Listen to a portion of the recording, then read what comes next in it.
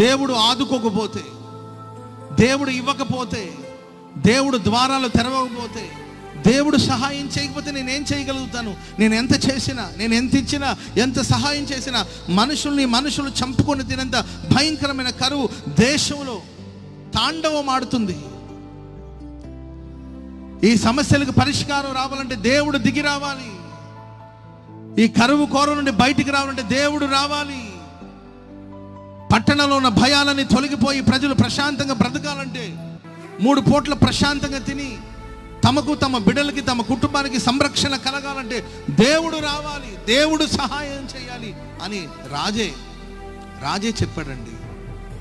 దేవుని బిడ్డలారా, ఈ ప్రశస్త రాత్రి మరి ఏ భయం మిమ్మల్ని వేధిస్తుందో, ఏ కలవరాలు మిమ్మల్ని బాధిస్తుందో, మీ కలవరాల నుండి, మీ భయాల నుండి నా దేవుడు విడిపించి మీకు సహాయం చేయునుగాక.